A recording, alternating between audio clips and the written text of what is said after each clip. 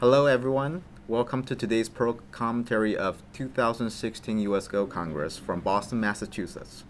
We're here at lovely Boston University for the American Go e-Journal. I'm Daniel Chow Sixtan, AGA, with Stephanie Ng, One Down Professional, and we're going to take a look at an exciting game from Board 2 of the U.S. Open Masters Division Round 5. The games are the white player is Xiangnan Zheng, and the black player is Kenryo Ito. Kenryo is a one-down professional from Japan. This is an important game because Kenryo is 4-0. One of the three players remaining still with a 4-0 record. And Xiangnan is gonna make that difficult for Kenryo to get the fifth win. Let's talk a little bit about the players. So Stephanie. Hi everyone. This is Stephanie 1P from New York. So let's just introduce our players first. Right. Okay. All right. So I'm not very familiar with the Japanese 1P player, but I know Xiangnan very well. He's pretty young. He was born in 1998, if I remember correctly, and he's very smart. And he just enrolled in a college, and he improved very fast. When I still remember, like 2 years ago, he was not that strong yet, but he gets so strong nowadays, these years. So yeah, so let's take a look at the games. Yeah. Okay. Okay. All right. All right. So. Okay, so the Japanese 1P professional is playing black, and Xiangnan is playing white. All right, let's take it. Okay. All right. Okay. If I remember correctly, Xiangnan is very aggressive style, so maybe this is the reason why he likes to approach at the fourth move. Normally, white would just to take the empty corners first. And then because we know the corners are the most valuable at the opening and then side and then in the center. But if the player is very aggressive and attacking style, they might want to approach first. All right, one space higher pincer. Is it a normal? During the kill or down level players? I don't know. I usually start with a 2-space high pincer if I want the pincer. Okay, 2-space. Yeah, I think a 2-space or 3-space lower. It's more like modern style, Yes, right? yes. Do you know the Joseki? I don't know the low approach so well. I usually play the 2-space high pincer. Okay, there is some yeah. Could you show us, Stephanie? Yeah, yeah, of course. Yeah. So normally when my like most of my students, players are between 15Q or 20Q to 1Q, and they have a lot of questions about the josekis, like pincer. How can they respond the pincer moves? So I always tell them, if you don't know how to respond to the pincer joseki, you just jump. So okay, so there is a difference between lower approach move and a high approach move. So normally when you deal with the low approach move, use 2-space jump, and then try to get some help from the giving more pressure on black stones, and then you can come back to pincer that black stone, which is 8. So we create a wall first, and then and make our stones stronger, and then come back to pincer. Okay, this is how we respond the lower approach move. But for example, if this is a high approach move, And then normally white will just do one space jump and take the corner first and then jump. And then still, the most important thing is after we make our stone stronger, and we have to come back to pincer a stone here. So that is the key. Yeah. So Stephanie, you mentioned that these moves are very simple and natural. It's easier for less experienced players to get control of the situation. And the idea again is to build a wall and then pincer the stone that that your opponent used to pincer you with. Right. So do you also recommend for the more experienced players to play perhaps the taisha, for example? Taisha. Oh, no. No, That's, no. That's too complicated. Too complicated. So this is a very good strategy for all players, not just the less experienced players. So we want to build a wall and make the stone at A, which appears to be attacking the approach stone, and make it into alone by itself, and pincer it against the wall you just built. Right. That's a great idea. Yes. So it's very simple to respond to pincer move because like if you don't know like dashi or those very complicated josekis very well, you can just simply jump and there's no mistake. Okay. All right. So let's take a look at the actual game. And then so black one space high pincer and jump. And then white tanukis, which is not usual. What do you think? Yeah, do you think the same ideas where we push and build a wall and then pincer the black stone, would that still work in this case? In this case, not really, because if we keep pushing, we are pushing on the fourth line, right? Yes. Oh, actually fifth line, but our opponent is on fourth line. So when we are starting learning the go, we always the book tells us like we never push on the fourth line or fifth line because it's too much to give our opponent too much territory. But we can do on the third line.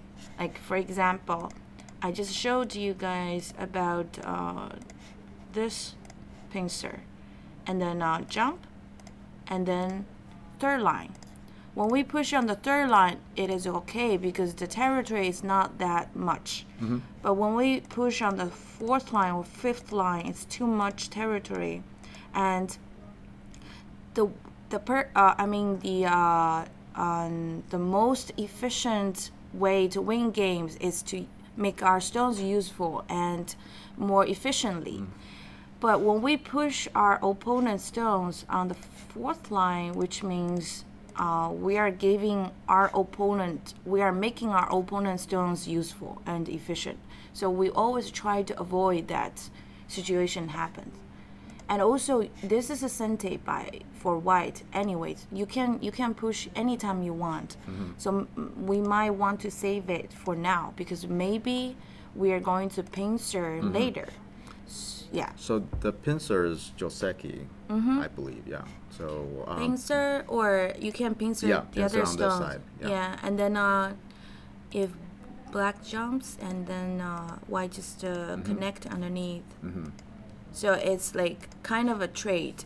Black takes outside and white takes inside the territory, and then normally extend it here.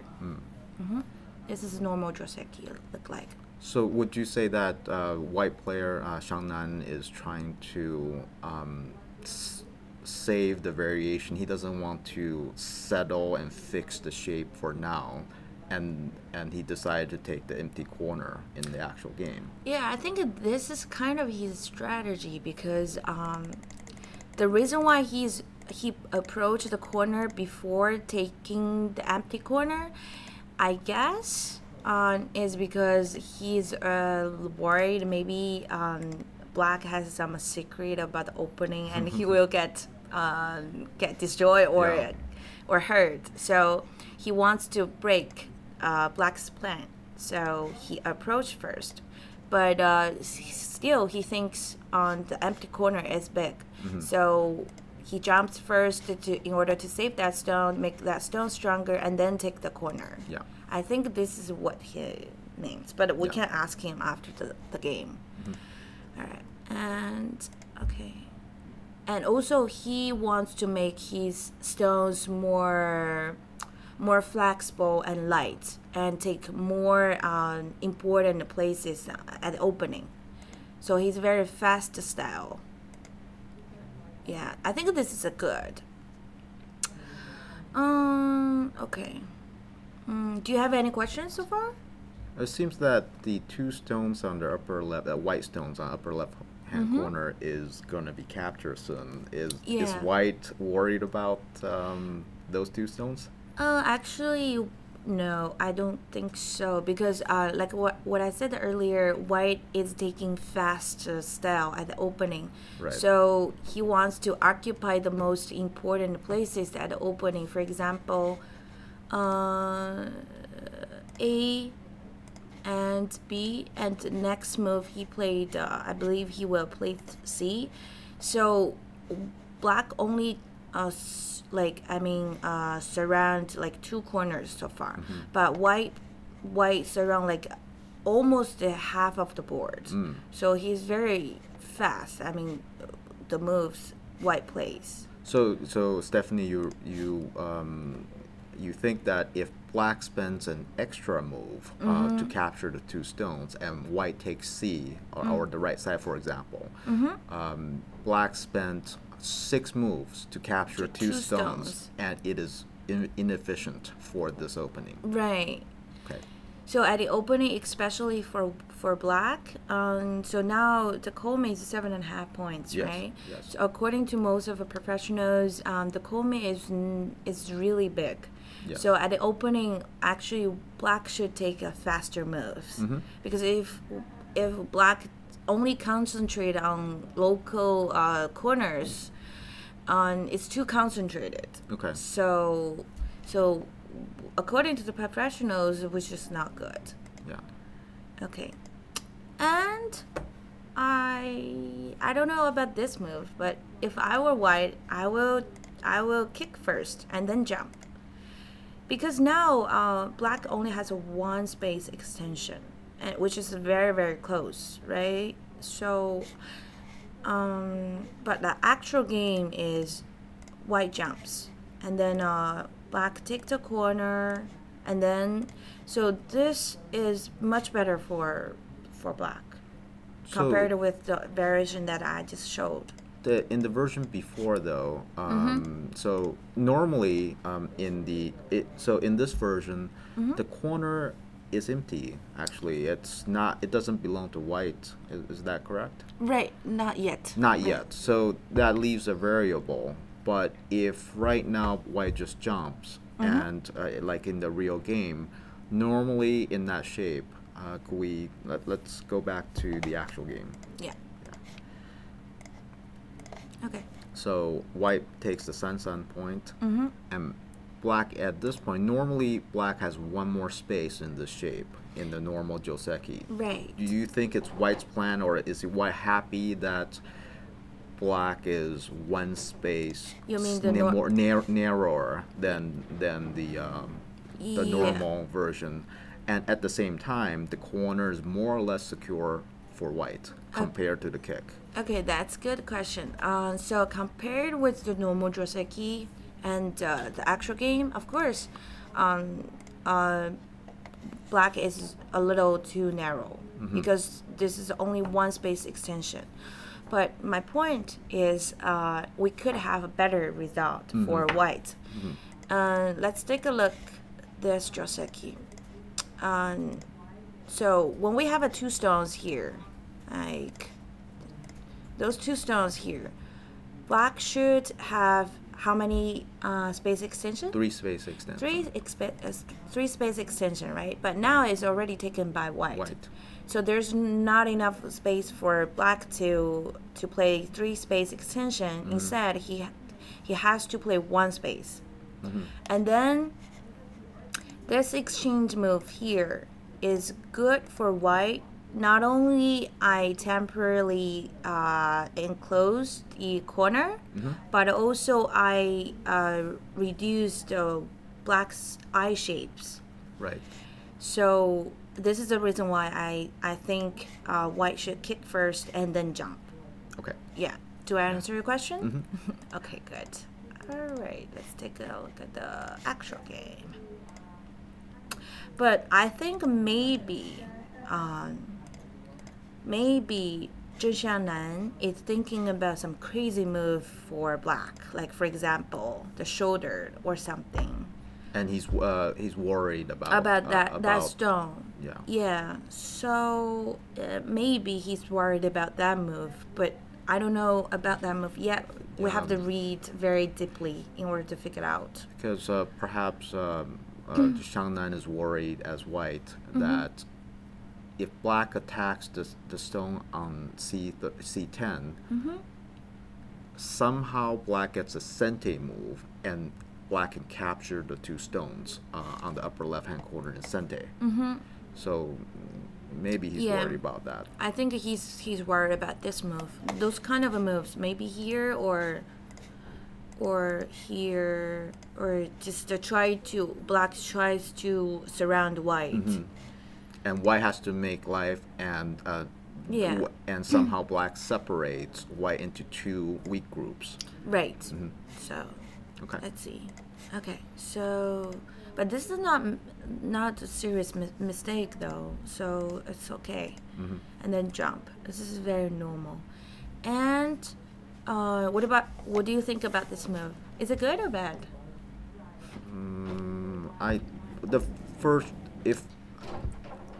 I will play it with it's a trade-off. The point of the peep, I think, is to make white heavy. Good. Yes, I think so too. Once you make white's group heavy, you can attack it like a cap or something.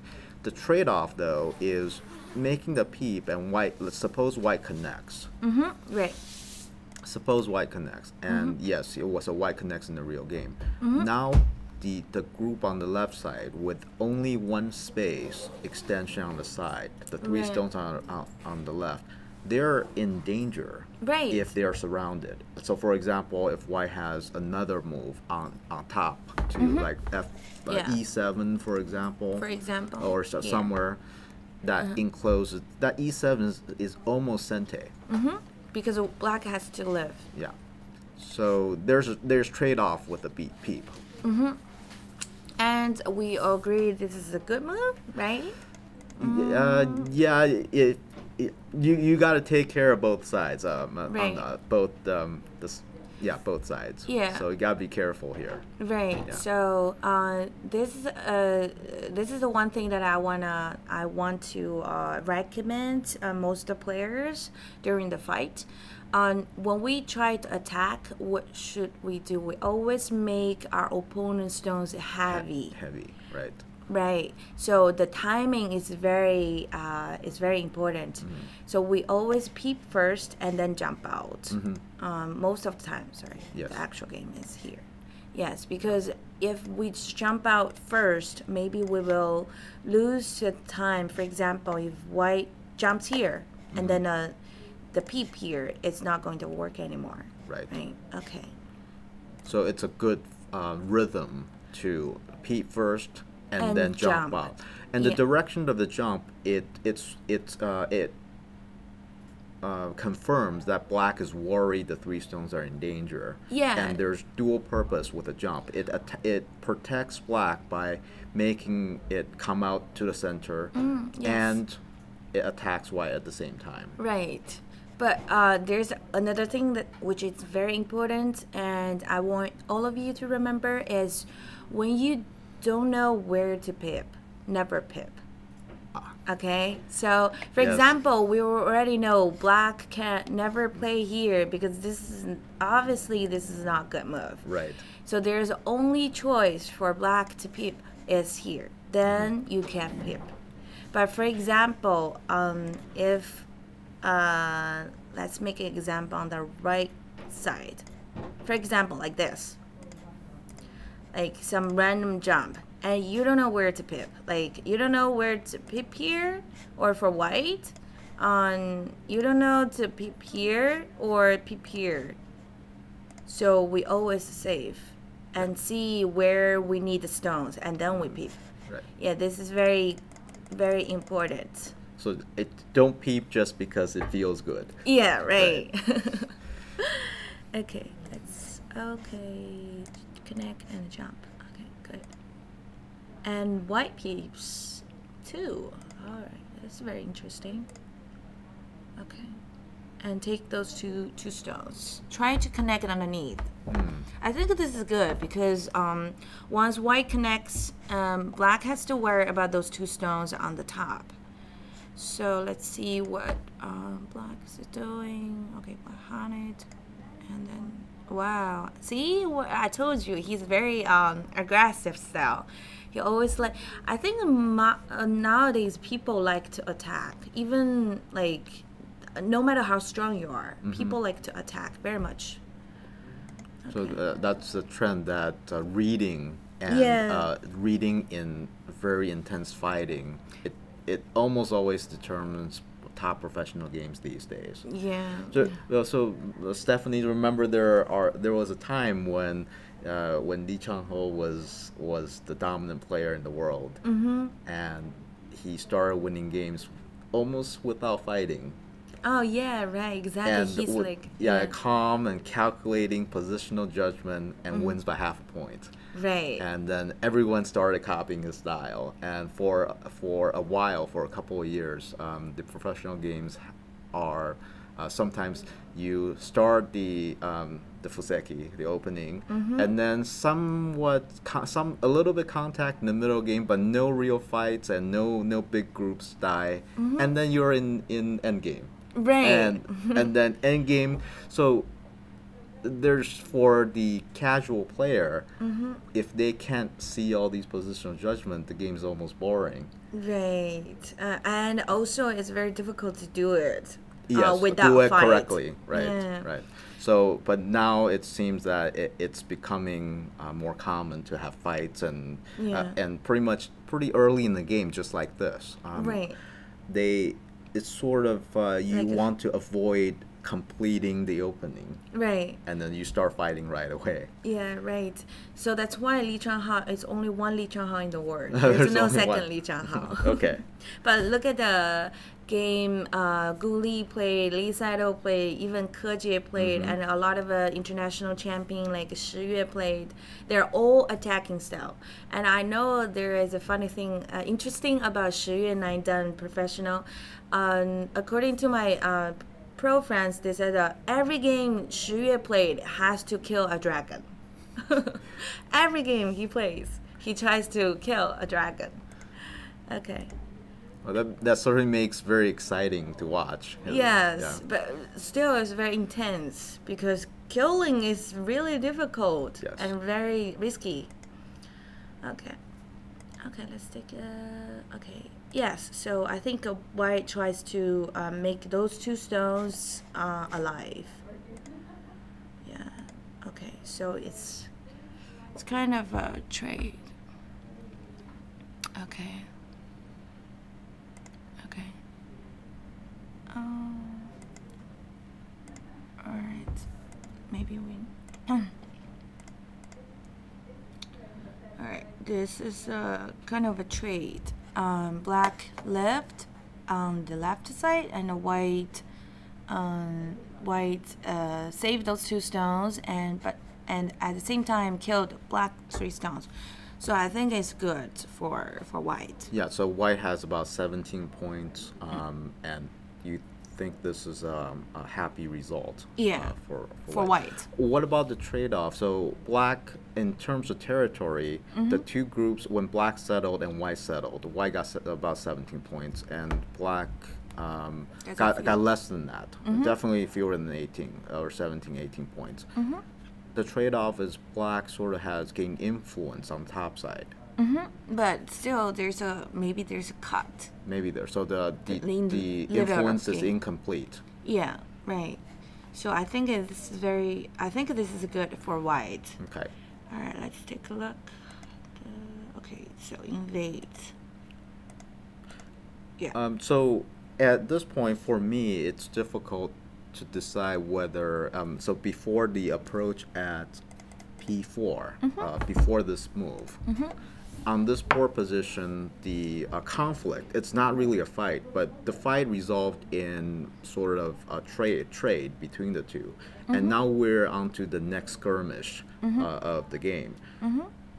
How would you decide whether to expand the influence with, for example, R12 or to approach R12. in this game? Okay. Okay, that's a good question. Let me think about it. And your instinct is to approach. Yes. And approach move is always very big. Right. But how do you judge the difference between the approach move at P4 and extension at R12? Okay. I think my understanding on opening on the empty corner is always first. Maybe some players like to approach first, but eventually they will come back to take the empty corners. So empty corners are first and then approach. Okay. So when there is approach, I think we always approach first. Rather than extending on the side. Right. And also in this special situation, I believe approach move is much bigger because if black extended here, then white will enclose the corner, and this shape is super good actually for white. This four move. The four, right. Moves. Right. Yeah. So I think so this is kind of like the the Chinese opening, very similar. So when we see the Chinese opening, the other player always approach. Yes. Right. So that's the reason I think approach is bigger than extension here. Okay. All right. Okay. A touch. Okay. I think this. Oh, this is the actual game. Okay. All right. Okay. So normally black just play here, right? And this is a normal joseki, and then white jumps, and black jumps, and push, and peep. And do you know what the next move is?